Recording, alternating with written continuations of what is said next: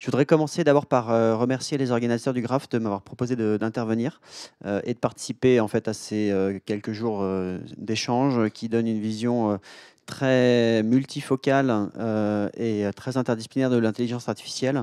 Et je trouve que c'est extrêmement intéressant d'arriver à comprendre ces approches-là sous différents aspects et à voir quels impacts ou à enrichir notre vision des impacts que ça peut avoir sur la santé. Donc ça, c'est la première chose. La deuxième chose, c'est que j'ai pas de lien d'intérêt ou de conflit d'intérêt sur le sujet à déclarer. Et puis Jean-Marc a expliqué tout à l'heure un petit peu ce que je faisais.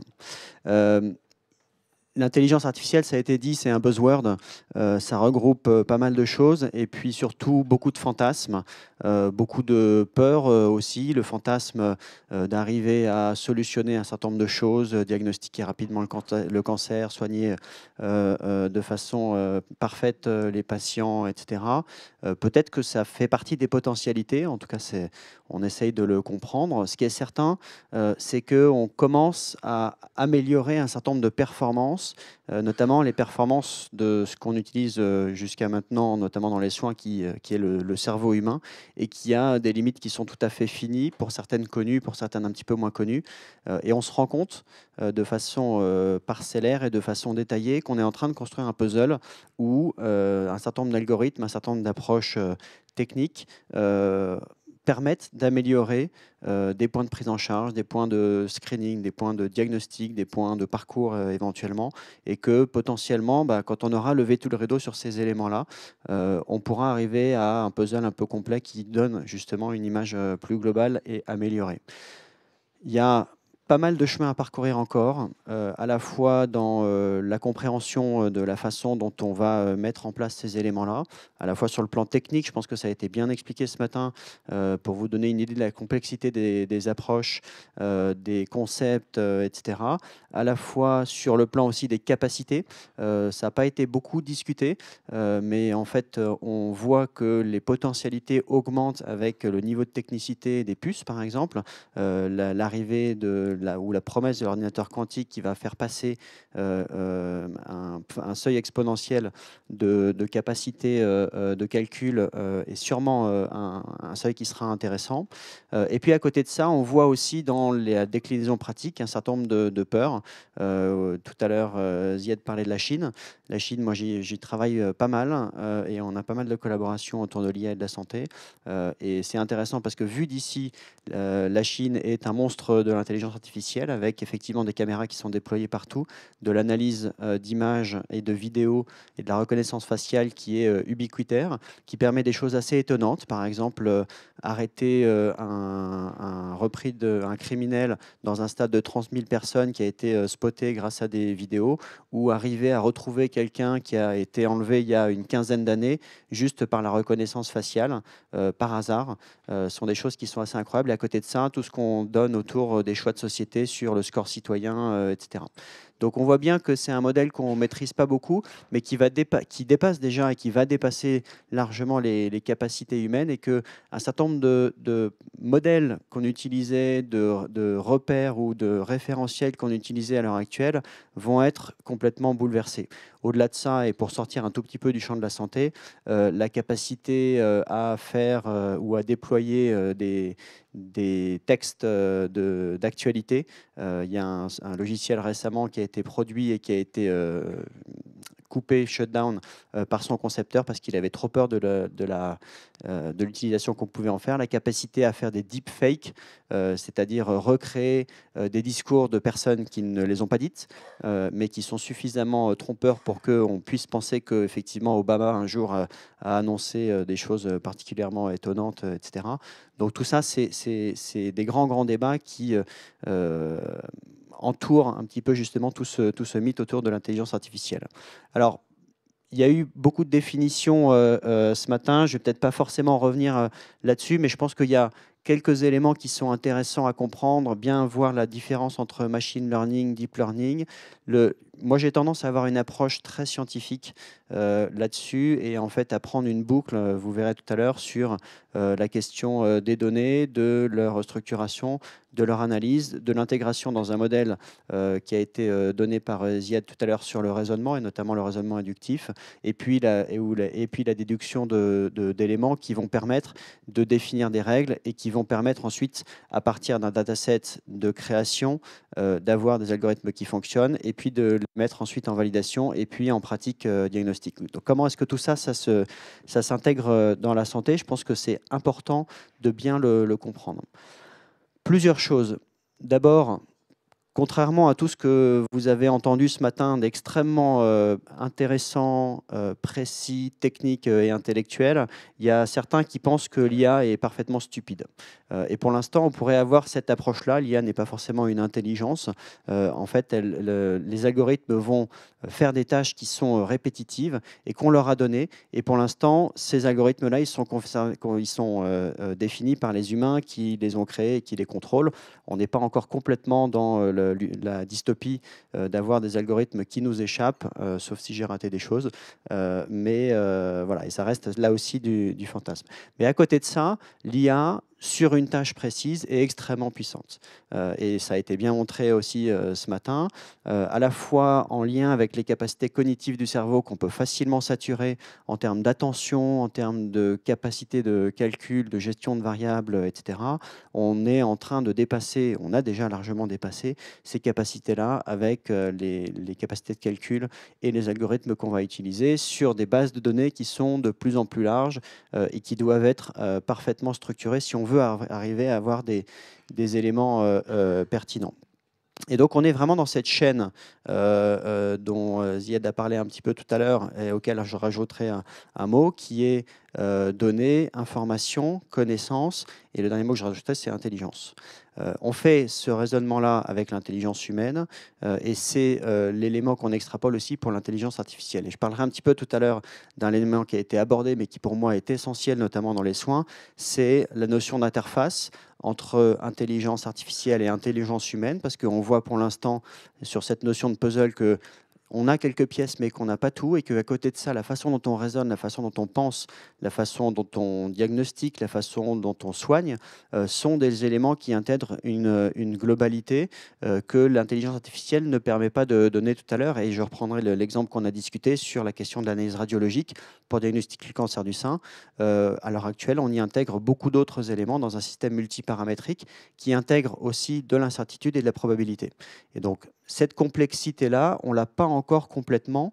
Et ce qu'on a pour l'instant, c'est sur des points précis, analyse biologique éventuellement, analyse radiologique, ça a été bien montré, analyse de photographie, analyse d'images, scanner IRM, fond d'œil et autres, des performances qui dépassent l'analyse, les capacités d'analyse humaine. Et finalement, quand on reprend l'exemple de la radiologie, ce n'est pas complètement étonnant. Et là aussi, pour vous donner une idée des limites de la cognition humaine, l'œil humain, même des meilleurs radiologues ou des meilleurs experts que tu avais montré dans la courbe Rock, il est capable de détecter 11 niveaux de gris sur un scanner. Alors qu'il y en a à peu près 10 000, c'est ça? En unité en field. Ouais. Voilà. Et donc, en fait, ce niveau de complexité, ces 10 000 niveaux de gris différents, qui vont donner une granularité beaucoup plus importante à la réalité de l'image, enfin, en tout cas, à l'information numérique, l'algorithme va être capable de l'analyser, mais l'œil humain, il passe complètement à côté et il fait une synthèse qui est finalement 1 millième fois moins détaillée. Donc ça vous donne une petite échelle sur un élément assez simple du niveau de capacité qu'on rajoute avec ces algorithmes. Une des questions ensuite, c'est comment est-ce qu'on va utiliser les données qu'on va générer, les structurer dans des logiques d'apprentissage. On parlera également aussi un petit peu tout à l'heure, la question a été posée, est-ce que la formation des médecins va changer? Alors, la réponse est oui, assez rapidement, pas uniquement avec l'IA, mais aussi avec l'IA. Mais comment est-ce qu'on va intégrer ces éléments, ces systèmes dans la façon dont on soigne, et comment est-ce qu'on va avoir l'approche qu'on a toujours eue scientifique de dire, ben, j'ai une nouvelle approche, je vais valider son efficacité et je vais l'intégrer dans une recherche globale, qu'elle soit clinique, de non-infériorité ou de supériorité par rapport à des prises en charge actuelles. Et donc ça, pour l'instant, on n'a pas beaucoup d'éléments là-dessus, et ça va être vraiment l'élément impactant qui va permettre d'intégrer ces approches-là dans le système de soins, et puis ensuite quelles analyses on va en faire et comment est-ce qu'on va ensuite itérer pour développer l'intégration de ces approches-là. Alors, j'ai commencé depuis une petite dizaine de minutes. S'il y en a qui sont en train de regarder les visages d'Olivier, j'ai un autre exercice, si vous avez trouvé, pour vous donner un petit peu la problématique de complexité qu'on va donner à des algorithmes de machine learning. Donc là, on fait simple, notamment dans l'analyse d'images. Il y a des chiens et des muffins. Vous ne vous trompez pas. OK ? Bah, quand on va donner des images d'anapath, des images de radiologie, vous l'avez vu tout à l'heure, la complexité de différencier des microcalcifications, des structures un peu spécifiques, etc., surtout sur un vidéoprojecteur. Et quand on va amener des éléments différenciants comme ça, il va falloir qu'on apprenne avec des experts, ça a été bien dit, à regarder ce qu'on recherche,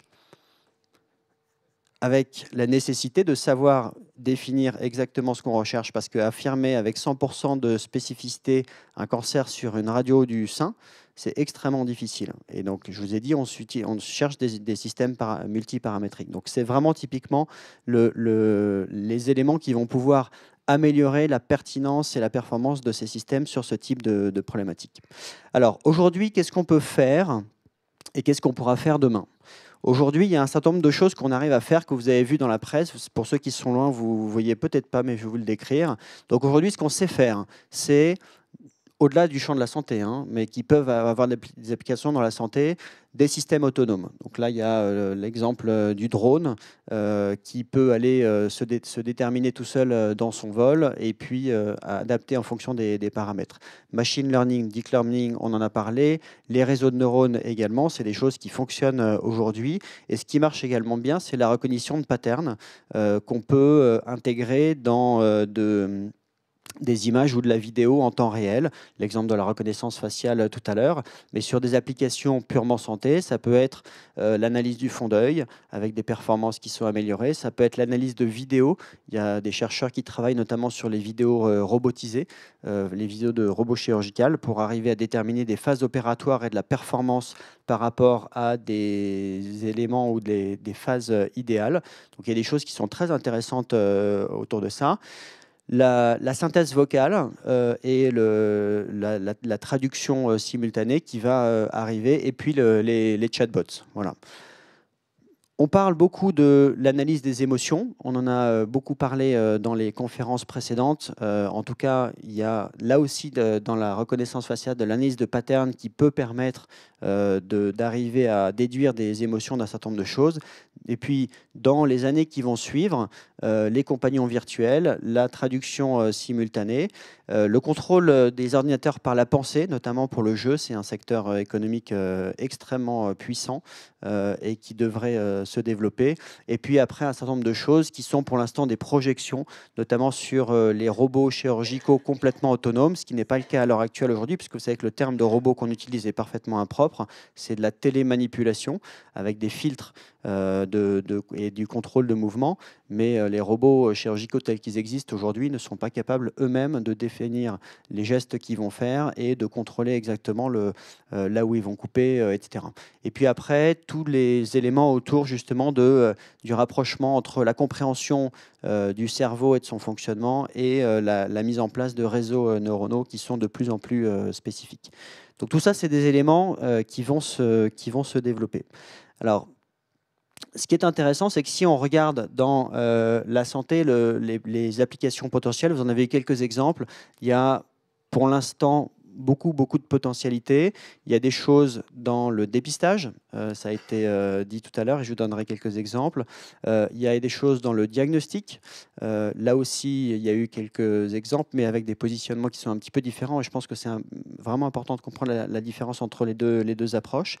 Il y a des choses dans les parcours de soins. Par exemple, il y a des startups qui commencent à travailler sur les données de codage pour arriver à modéliser les parcours de soins au sein des centres hospitaliers et idéalement même dans un flux complet ville, hôpital, ville pour arriver à déterminer de la qualité, arriver à remettre dans des systèmes de qualité idéaux des parcours qui sont déviants, etc. Donc il y a un certain nombre de choses comme ça à l'intérieur des systèmes hospitaliers aussi. Et puis il y a beaucoup de choses en recherche également. Et une des applications qui me semble par exemple les plus intéressantes, c'est autour de la génomique, où on génère des masses de données parfaitement énormes et comme Zied en a parlé tout à l'heure, avec des signaux faibles qui sont parfois ce qu'on appelle des surrogate markers, c'est-à-dire l'apparition d'un signal spécifique sur un gène qui n'est pas forcément le lien de causalité, mais qui peut être une corrélation avec un autre signal faible qui va donner la réponse sur une question, sur une pathologie. Donc c'est des éléments qu'on a commencé à approcher sur des analyses gènes spécifiques avec des petites quantités d'informations et qu'on va maintenant pouvoir analyser de façon beaucoup plus large à l'échelle du génome avec une notion de temps qui est beaucoup plus raccourcie aussi, puisque à la fois on est capable de séquencer un génome entier beaucoup plus rapidement et à la fois on est capable de l'analyser aussi avec ces approches-là beaucoup plus rapidement.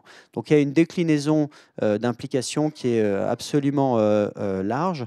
Certaines sont testées à l'heure actuelle, d'autres pas encore, mais je pense qu'il ne faut pas se limiter sur les potentialités et que, comme on le voit au-delà de la santé, dans les secteurs d'application, dans la santé, il y a énormément de choses à comprendre et à améliorer.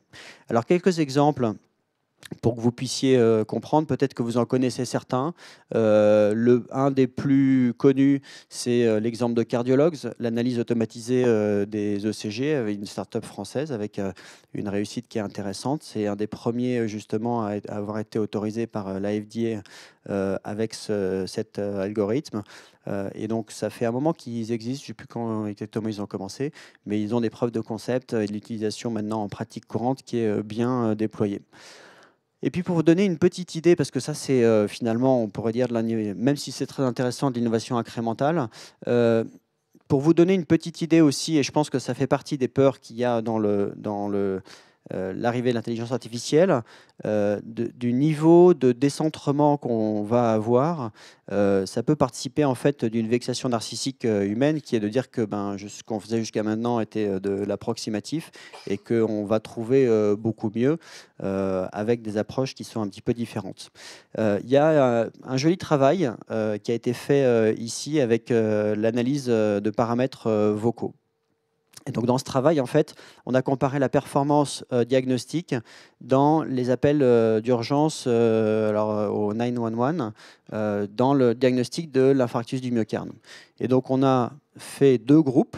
On a fait un groupe de diagnostic qui était indexé sur un algorithme qui analysait les paramètres vocaux de la personne qui appelait. Et puis on a fait un groupe classique, c'est-à-dire j'appelle et puis on me passe un médecin et le médecin va me poser des questions pour savoir si j'ai mal dans la poitrine, depuis combien de temps, si ça m'est déjà arrivé, si ça va dans le bras gauche, si j'ai fumé, si j'ai fait un malaise, si j'ai des sueurs, s'il y a quelqu'un autour de moi, etc. Et en fait, on a montré, en analysant, l'algorithme avait été créé à partir de l'analyse de paramètres vocaux de gens qui avaient appelé avec un infarctus du myocarde. On a montré en fait qu'avec une très bonne spécificité, avec une très bonne sensibilité, eh bien, l'algorithme était capable plus rapidement de diagnostiquer l'infarctus du myocarde. Ça change complètement la façon dont on voit et dont on fait jusqu'à maintenant justement cette approche qui était partie intégrante de l'art médical, c'est-à-dire la capacité à poser des questions, le raisonnement déductif, on part d'un problème et on va arriver à la cause, avec un impact qui est là majeur et qui pourra certainement être décliné dans d'autres pathologies. Donc ça, je trouve que c'est vraiment intéressant, ça vous donne une idée dans la question du diagnostic, du niveau de changement de paradigme qu'on peut arriver avec ce type d'algorithme. Ce n'est pas juste dire on va augmenter la capacité d'analyse, on va simplifier le traitement de données, etc. C'est vraiment changer complètement la façon dont on conçoit la prise en charge et le diagnostic de ces choses-là. Et puis, deuxième et troisième exemple dans le screening, est-ce que certains d'entre vous sont sur Instagram? Non, pas beaucoup. Ah, quelques-uns, d'accord. Et bien là aussi, il y a une jolie étude dans le screening des syndromes dépressifs. Ce qui est assez intéressant parce qu'on ne poste pas forcément sur Instagram les photos, on fait le plus la tronche, la gueule. Mais là, c'est des psychiatres qui ont regardé le diagnostic habituel du syndrome dépressif, c'est-à-dire je vais pas bien, je vais voir un médecin qui va éventuellement m'orienter vers un psychiatre et puis qui va me poser des questions. Est-ce que vous êtes triste? Est-ce que vous avez une perte de l'élan vital? Est-ce que si ça, est-ce que vous arrivez à travailler? Non, voilà. Et puis le screening des visages sur les réseaux sociaux avec des analyses, avec des algorithmes de reconnaissance faciale. Et là aussi, en fait, vous vous rendez compte avec du matching, puisque les patients, enfin les personnes sur les réseaux sociaux ont ensuite été revues, que sur cette analyse-là, eh ben, en fait, vous êtes beaucoup plus pertinent dans la détection des syndromes dépressifs.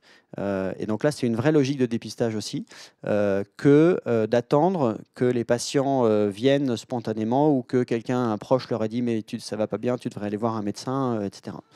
Et donc là aussi, c'est une façon, je trouve, intéressante de voir à quel point on va éventuellement changer de paradigme dans la prise en charge de ces éléments-là. Et donc là, c'est sur le syndrome dépressif, mais ça peut être sur pas mal d'autres choses. Par exemple, on peut, sur une photo, analyser la taille du cou, détecter des goitres, avoir un certain nombre de paramètres qui sont des éléments qu'on voit un peu à l'œil nu, mais pas de façon très claire et qui sont mieux détectés par les algorithmes. Et donc, il y a beaucoup d'éléments comme ça qui sont potentiellement bouleversés dans la façon dont on va soigner nos patients. Donc, il y a un vrai potentiel transformant à partir de ces approches. Et évidemment, comme je l'ai dit tout à l'heure, au-delà des effets d'annonce, au-delà des quelques articles dans la presse grand public qui sont en plus associés à des fantasmes plus ou moins vrais, etc., l'essentiel, c'est d'avoir une validation scientifique. C'est-à-dire, on fait de la recherche pour montrer que ce qu'on a testé, l'algorithme qui est utilisé, fait effectivement mieux, est intégré dans un parcours de soins, est intégré dans une prise en charge et améliore les points qu'on veut regarder, les endpoints spécifiques des patients.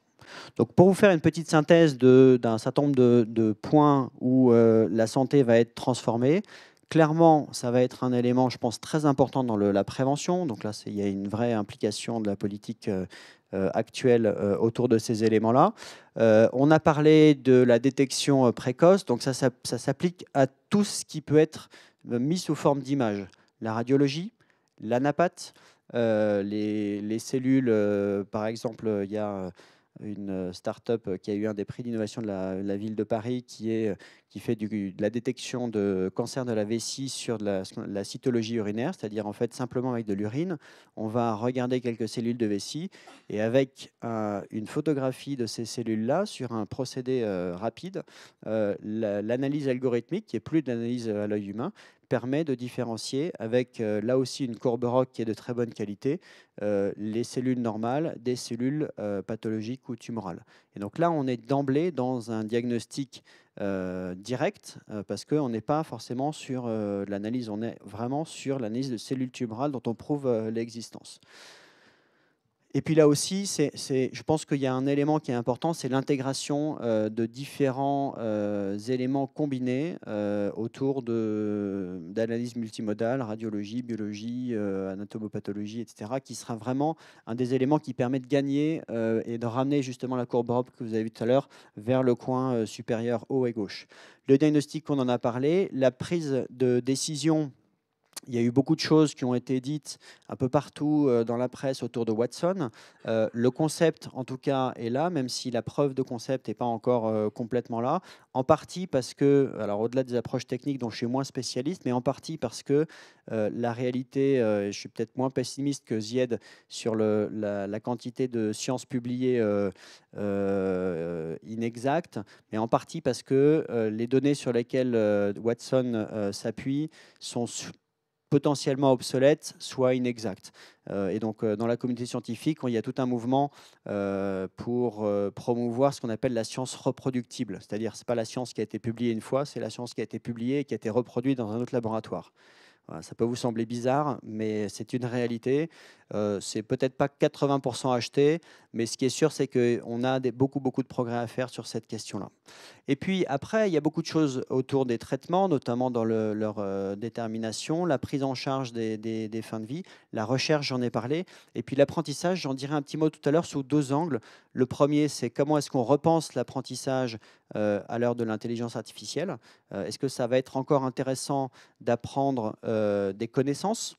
Et là, on n'est même pas dans la question de l'intelligence artificielle. C'est-à-dire que si je vous demande aujourd'hui, est-ce que vous connaissez les caractéristiques des cellules cancéreuses de l'estomac, ben vous êtes tous capables de me répondre si je vous laisse 30 secondes le temps de chercher sur votre smartphone. Ce qui n'était pas le cas il y a 5 ans ou il y a 10 ans, où la connaissance n'était pas aussi disséminée. Et donc, on essaye de repenser les éléments d'apprentissage pour dire que c'est sûrement plus intéressant d'apprendre à apprendre à nos étudiants et d'apprendre à apprendre avec les machines ou avec les algorithmes plutôt que d'apprendre des connaissances brutes. Alors, en pratique, pourquoi est-ce que moi je m'intéresse à ça? Je m'intéresse à ça, Jean-Marc en a parlé un petit peu parce qu'on travaille sur les concepts de simulation. Et la simulation est en fait dérivée d'autres activités professionnelles. Ce que vous connaissez certainement, c'est la simulation dans l'aéronautique. Et c'est quelque chose qui a permis non seulement d'améliorer la qualité et la sécurité, de comprendre les accidents, mais de faire progresser beaucoup d'éléments autour des sciences cognitives. Et je vous ai mis là l'accident de Sully, où il y avait, du capitaine Sully, où il n'y a pas eu de mort, l'amérissage sur la Hudson River, qui est un bon exemple de ce qu'on peut faire, de ce qu'on peut arriver à faire quand on s'est entraîné en simulation. La simulation, finalement, c'est quelque chose qui a été compris au XVIIe siècle en France. Le premier mannequin de simulation en santé, il a été inventé par une sage-femme qui s'appelait Madame Ducoudray. Et d'ailleurs, je crois qu'il y a des gens de Rouen. Hein, voilà. Et le mannequin est à Rouen, absolument. Et elle a traversé la Normandie. Oui, oui, pas au CHU, au musée, oui, absolument. Et on en a un au musée de l'histoire de la médecine à Paris aussi, mais qui est en moins bon état. Et c'était un fétu de paille qui était censé en fait reproduire l'anatomie féminine et le fœtus pour arriver à simuler des accouchements et montrer comment il fallait faire quand il y avait notamment des hémorragies de la délivrance, ce qu'on appelle les dystocies d'épaule, le bébé coincé, etc. Et puis après, ça a été un petit peu oublié. Et puis, sous la pression de deux choses, à la fois la mise en évidence on va dire, de niveau de qualité et de sécurité perfectible si on le fait politiquement correct, ou de gros problèmes dans la prise en charge de la qualité ou de la sécurisation des soins. Et puis l'utilisation ou l'arrivée de nouvelles technologies qui permettaient de créer des outils de simulation appropriés pour la santé, c'est quelque chose qui a été complètement remis au goût du jour. Pour juste vous donner une petite idée de ces problématiques-là, le nombre de morts liés à la non-qualité et la non-sécurité par an aux États-Unis, est-ce que vous avez une idée de ce que ça représente? Alors, je vais vous le dire différemment. Certains d'entre vous prennent l'avion. Bon, vous savez que c'est le moyen de transport le plus sûr.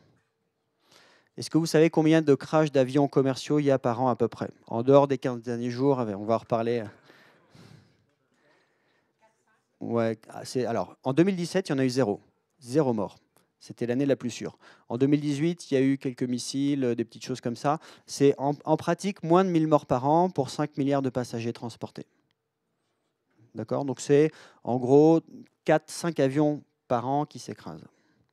Juste aux États-Unis, le nombre de morts qui sont liés aux problèmes de qualité et de sécurité des soins, donc ce n'est pas la maladie qui les amène, hein, c'est juste qu'ils ne sont pas bien pris en charge, c'est un crash d'avion par jour.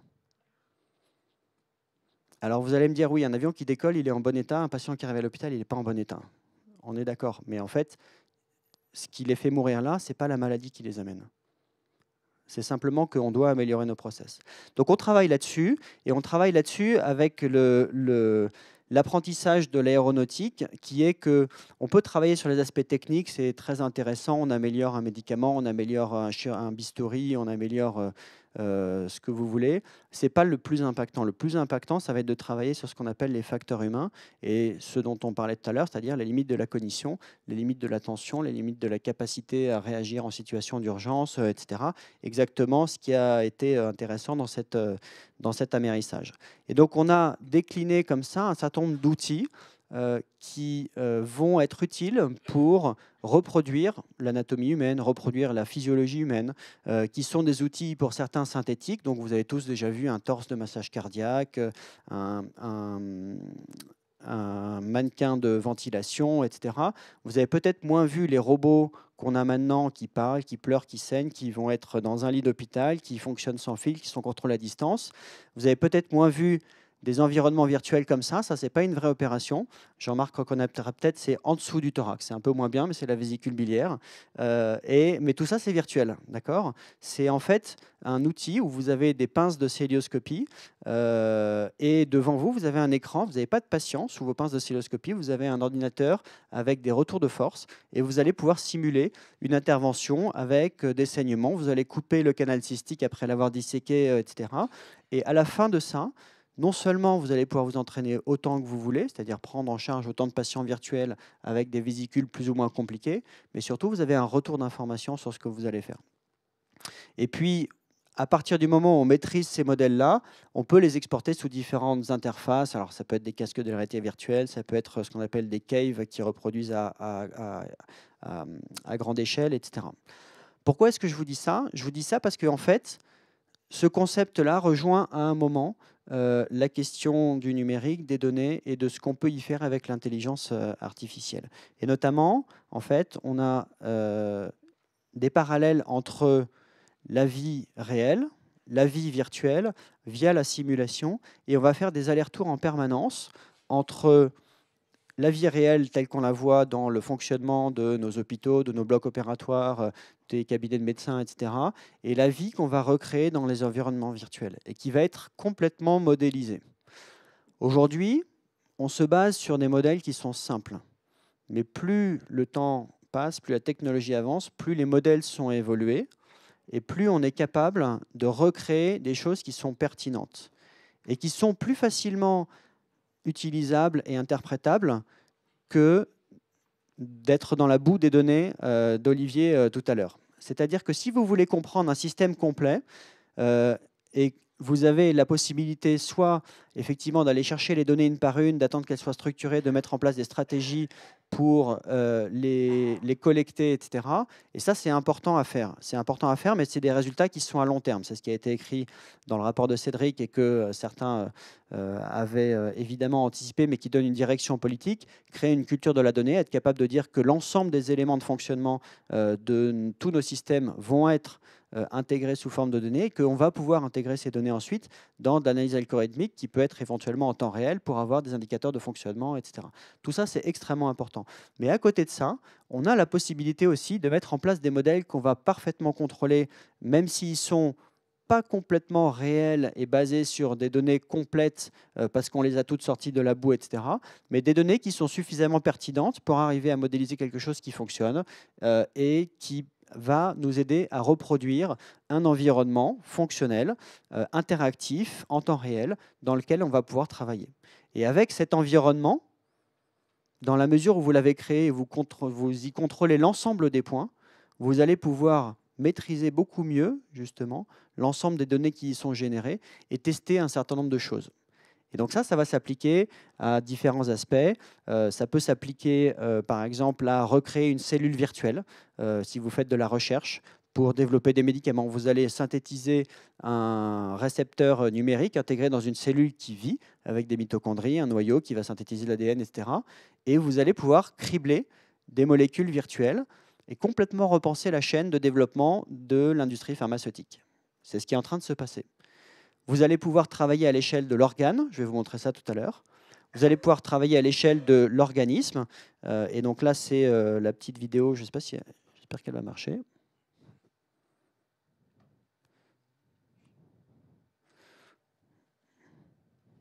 Elle marche? Ouais, c'est ça.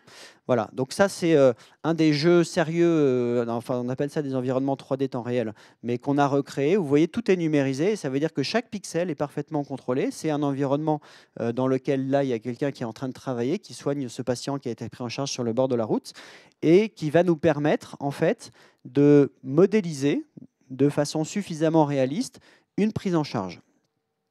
Et ça, c'est intéressant parce qu'on va pouvoir à la fois comprendre beaucoup de choses et travailler sur ces environnements virtuels pour faire ce qu'on ne peut pas faire dans la vraie vie, c'est-à-dire éventuellement tester différentes situations, tester l'ergonomie d'un nouveau matériel, tester des prises en charge avec des avatars virtuels, intégrer à partir de données réelles, c'est-à-dire rejoindre la construction d'un côté de notre modèle qui n'est pas complètement réel, mais qui est suffisant, et de données réelles pour arriver à quelque chose qui est encore plus réaliste, créer de la variabilité dans les prises en charge. Par exemple, là, vous avez des paramètres vitaux. Les paramètres vitaux, dans ce scénario-là, qui dure une dizaine de minutes, ils sont définis par palier. Et ils sont définis par palier en disant on va mettre 5, 6 paliers parce qu'on n'a pas encore trop de complexité. Mais après, si on y intègre des éléments qui sont dérivés de données réelles, eh bien, on va pouvoir avoir de la variabilité et déterminer à partir d'algorithmes le comportement exactement réactif d'un vrai patient à partir de ce qu'on va faire dans cet environnement virtuel. Donc on a comme ça des allers-retours qui sont permanents et finalement qui nous permettent dans ce type d'environnement de faire beaucoup plus de choses que dans la vraie vie et de comprendre beaucoup plus de choses dans la vraie vie. Et ce concept-là, en fait, il est dérivé là aussi de l'aéronautique. Peut-être que vous avez déjà joué aux simulateurs de vol dans les années 80 ou 90, les premiers programmes, bah, c'est exactement ça. Vous avez un avion, vous avez une piste de décollage, vous avez soit un temps qui est beau, soit un ciel qui est dégagé, ou alors des nuages. Vous avez un avion avec tel ou tel moteur, etc. Et vous allez travailler pour apprendre à piloter dans ce même contexte-là. Et ce que vous allez apprendre dans ces environnements virtuels, vous allez pouvoir l'extrapoler dans la vraie vie. Et à partir du moment où vous comprenez ça, c'est exactement ce que fait l'industrie aéronautique pour développer des nouveaux avions. Et aujourd'hui, l'ensemble des avions qui sont produits sortent de chaînes de développement qui sont complètement virtuelles. Alors qu'auparavant, vous savez, on passait par la planche à dessin avec des architectes et des ingénieurs, on passait par une maquette en soufflerie, on passait par des essais à l'échelle, etc. Tout ça maintenant, en fait, est complètement virtualisé. Et si vous prenez l'analyse d'un vol réel d'avion, si vous voulez avoir autant de paramètres que ce que vous pouvez avoir dans les environnements virtuels, vous n'arriverez pas en fait à mettre suffisamment de capteurs sur les ailes, sur l'empennage, sur le moteur, sur les ordinateurs de vol, etc., pour avoir tous les retours d'informations de tout ce qui se passe dans le fonctionnement de l'avion, alors que c'est possible dans un environnement virtuel. Et donc on utilise ces éléments-là et on y injecte des données de vie réelle et des algorithmes à la fois pour améliorer le réalisme et la proximité de ces modèles virtuels et à la fois pour tester aussi des innovations, etc. Donc tout ça, ça amène le concept de ce qu'on appelle les jumeaux numériques. Donc là, je vous ai mis un petit exemple à partir d'un organe, c'est-à-dire que vous avez ici un cœur, donc c'est deux interfaces différentes, mais c'est le même modèle. D'accord ? Le concept qui est important, c'est, vous avez vu de l'anatomie en 3D. On prend un cœur, on le numérise, alors on peut le passer au scanner, on peut le redessiner en 3D, etc. Et puis, on en fait quelque chose qu'on peut manipuler en 3D. Mais c'est un cœur statique. D'accord ? La dimension qu'on ajoute là, c'est la physiologie. C'est-à-dire que là, c'est un modèle de cœur qui bat. C'est le vôtre, c'est le mien. Et puis, on va pouvoir donc, il est modélisé et on va pouvoir le faire varier en fonction de l'âge, du poids, de la taille, de la pathologie, etc. Mais c'est un cœur numérique qui bat, sur lequel vous pouvez avoir un flux sanguin, sur lequel vous pouvez vérifier la tension sur les valves en fonction de la systole ou de la diastole, sur lequel vous pouvez modéliser les modifications du muscle cardiaque, etc.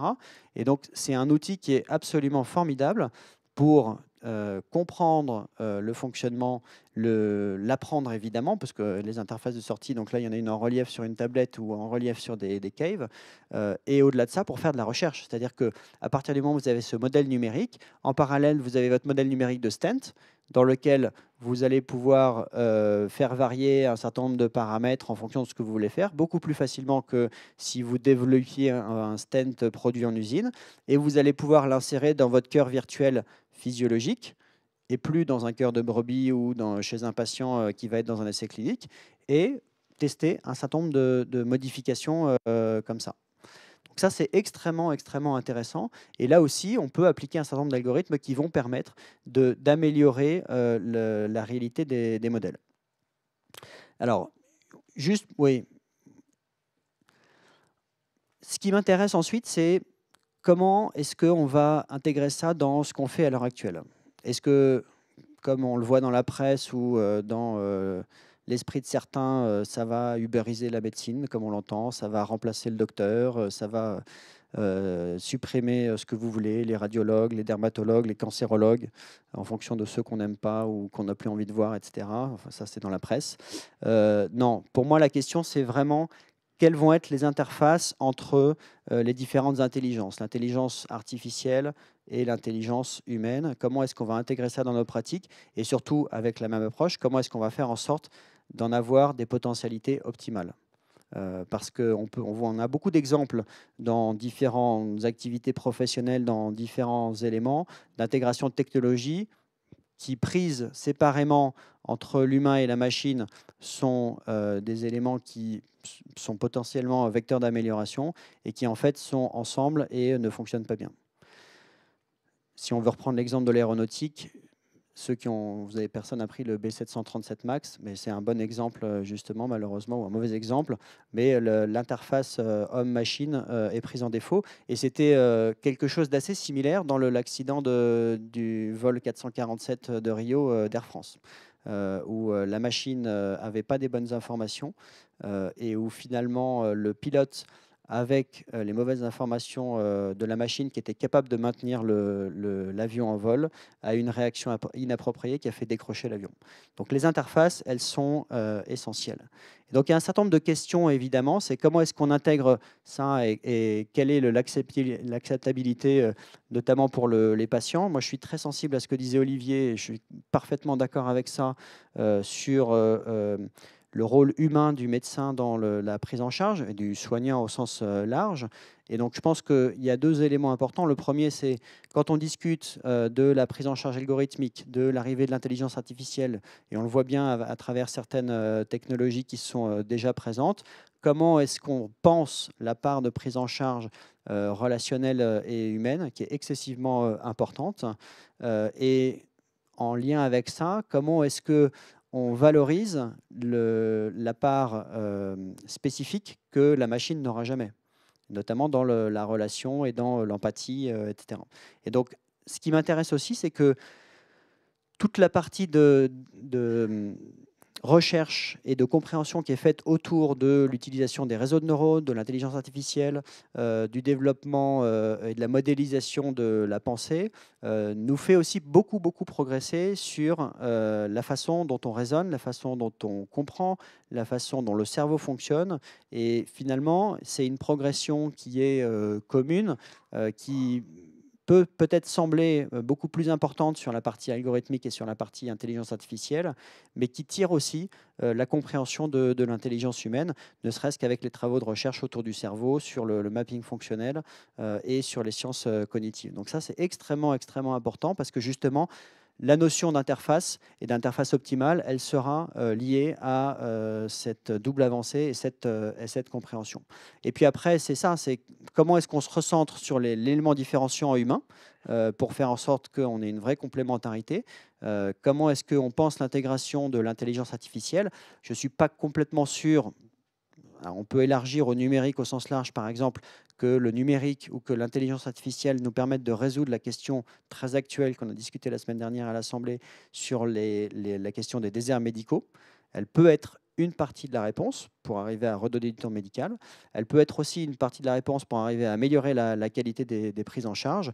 Et puis, dernier élément, c'est comment est-ce qu'on pense l'apprentissage à l'heure de l'intelligence artificielle. Et donc là, ce qu'on développe à l'heure actuelle, c'est à la fois des parcours d'apprentissage qui utilisent de l'approche algorithmique, c'est-à-dire que on va donner des éléments qui sont spécifiques et personnalisés à des étudiants. On n'est plus dans le paradigme où vous avez un enseignant, 400 étudiants qui vont écouter comment on décrit la cellule du cancer de l'estomac, parce que les étudiants, d'abord, ils ne sont pas là pour ça. Et si on leur dit ça, ben, en fait, ils vont regarder sur leur smartphone et puis ils vont rentrer chez eux et faire autre chose. Et c'est la réalité, hein. Et ça bouleverse beaucoup les enseignants, d'ailleurs. Mais ça, c'est une autre question. Et donc, ce paradigme-là, il n'existe plus. La descente verticale de connaissances, c'est terminé. La connaissance, elle est partout. On est vraiment dans des éléments qui sont très différents. Et donc, pourquoi est-ce qu'on utilise des algorithmes spécifiques? Ben, à la fois parce que les étudiants vont être beaucoup plus autonomes dans leurs apprentissages. Le travail est différent. C'est plus du temps passé à transmettre du savoir de façon verticale. C'est du temps passé à concevoir des parcours d'apprentissage. Et c'est encore du temps quand même consacré à interagir, parce que l'enseignement, c'est aussi une interaction entre quelqu'un qui sait et quelqu'un qui apprend, mais avec des interfaces qui sont différentes, et où on va intégrer à la fois des éléments de progression spécifiques, c'est-à-dire qu'il y en a qui vont aller très vite et à qui on va donner du contenu supplémentaire, et puis il y en a qui vont aller un peu moins vite et qui vont avoir un soutien ou des contenus adaptés. Et donc on déstructure la conception des études telles qu'on les voyait avant, c'est-à-dire la médecine, c'est 6 ans, c'est 10 ans. C'est en fait un parcours maintenant avec des compétences à acquérir. Et les compétences à acquérir, ben, certains vont les faire en 2 ans, et d'autres vont les faire en 1 an, ou d'autres vont les faire en 3 ans. Et c'est le paradigme qui est développé dans un système qui a été un petit peu plus souple, mais que vous connaissez peut-être, qui était l'école 42. L'école 42, c'est une somme de projets collaboratifs à acquérir, à réaliser. Et en fait, ces projets collaboratifs sont un chemin d'apprentissage pour arriver à acquérir un certain nombre de compétences qui sont essentielles et qui sont le socle de compétences défini par le programme.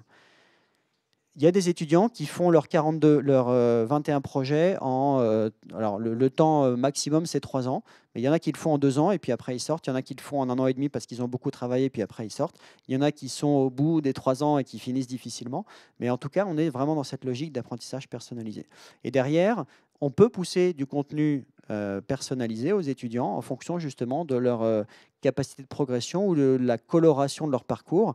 Donc ça, c'est encore des choses qui sont du niveau de la recherche, mais qui peuvent être pertinentes, par exemple, dans la différenciation des étudiants vers des spécialités, dans l'orientation vers des profils de compétences, etc.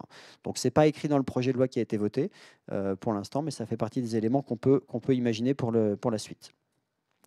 Voilà. Eh ben, écoutez, avec tout ça, je pense qu'il y a évidemment, vous l'avez compris à travers la séance, beaucoup de potentialités. Je pense que c'est essentiel d'aller au-delà des effets d'annonce, des effets d'affichage, des différents articles un peu spectaculaires, etc., pour regarder réellement les données, la science, comment on utilise ça. On voit bien qu'il y a beaucoup de potentialités d'amélioration de performance, et personnellement, je trouve que c'est absolument fabuleux.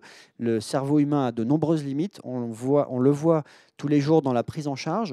C'est malheureusement parfois la face un peu immergée de l'iceberg que vous voyez dans la publication de certains accidents, pas forcément dans la santé parce qu'ils ne sont pas tous publiés, mais qu'ils existent bien, mais dans l'aéronautique, si ça vous intéresse. Et regardez toutes les analyses des accidents d'avion. Vous remplacez les mots cockpit par bloc opératoire, pilote par chirurgien ou radio-interventionnel, PNC par personnel soignant, etc. Et le reste des éléments est parfaitement superposable. Donc il y a beaucoup de choses à améliorer. Une partie de ces choses-là sont liées aux limites de la cognition humaine et vont être améliorées soit sur des performances de screening, sur des performances diagnostiques, des performances de prise en charge, etc., par des algorithmes d'intelligence artificielle. C'est à nous et à vous de comprendre comment ça s'intègre dans nos systèmes de soins, de valider l'implémentation à l'échelle de différents systèmes. Ça peut être une prise en charge d'un patient, ça peut être une prise en charge globale à l'échelle d'un pays, ça peut être à l'échelle d'un hôpital, mais c'est vraiment à nous de réaliser ça en ayant compris les potentialités qu'amène l'IA et en ayant bien compris ce que n'est pas l'IA et ce qu'elle ne pourra pas amener et qui reste du domaine du fantasme ou des choses qu'on verra peut-être dans 30 ou 40 ans. Donc on a cette tâche-là qui est importante et qui est vraiment de tirer tous les leviers pour arriver à ce que les gens qui font de l'IA intègrent la santé et qu'on puisse arriver avec nos approches de recherche, valider les questions qui sont posées aux algorithmes, la façon dont ils sont utilisés et la façon dont ils sont implémentés en pratique courante. Voilà. Merci beaucoup et je pense qu'on est dans les temps pour aller skier après, c'est ça? Et je serais ravi de répondre à des questions d'ici là.